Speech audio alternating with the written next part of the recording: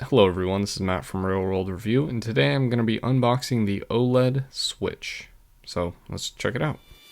Alright, so once we open this, we get the packing slot, which kind of tells you that I ordered a OLED Switch with the white Joy-Con, so there you go. So let's move this, and immediately we get the box. The red box, which I never really understand why people call it the red box Switch, because all the boxes are red, so think of something better. I don't know. Either way, here is the Switch. It does open up a little bit different, but let's talk about what's on the outside. So the top has the Nintendo logo, as you would expect. The left side pretty much tells you what the differences on the OLED model is. OLED screen, 64 gigabytes, LAN dock, and an actual adjustable stand. And then the back kind of shows you how you can use the Switch. The right side just tells you what comes in the box. And then on the bottom, there's information that nobody really reads. But yeah, let's get this opened up.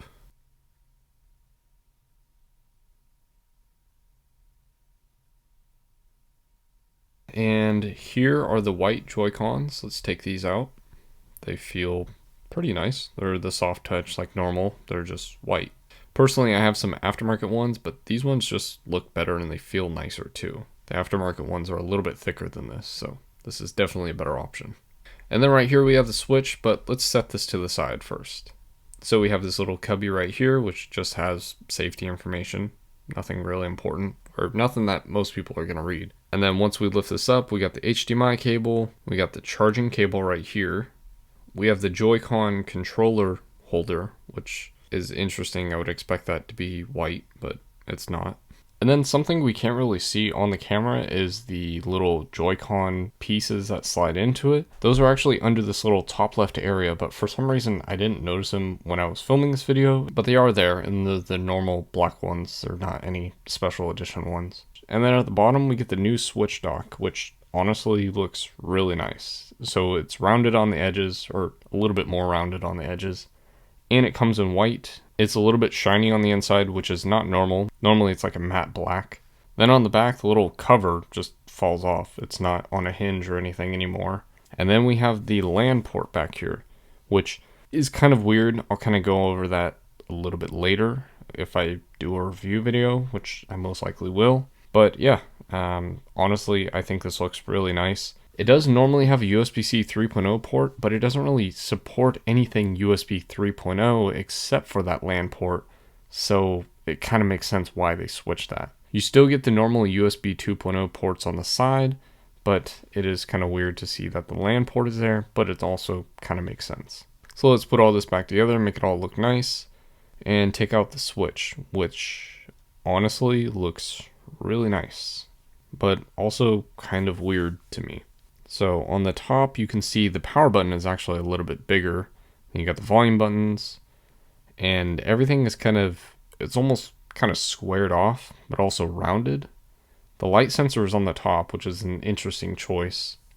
The game card is still the same thing with the headset jack, and pretty much the same thing with the air vents. On the side, we get 3 screws instead of the normal 5 screws, so that's going to be interesting to open up.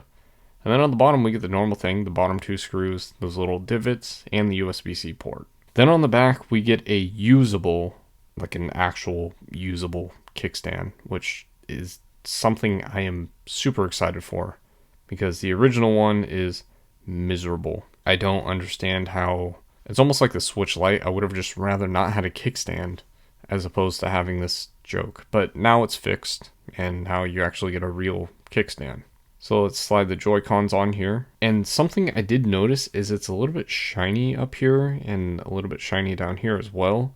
Normally it's like a matte finish, but apparently that's actually metal. It's not plastic. So that's kind of interesting. So let's boot this up, skip through all this stuff. And I actually realized I can put this on a kickstand, and if I need to blur anything, it makes it a lot easier. But now I can actually use a kickstand and show off on video. I think that's pretty cool.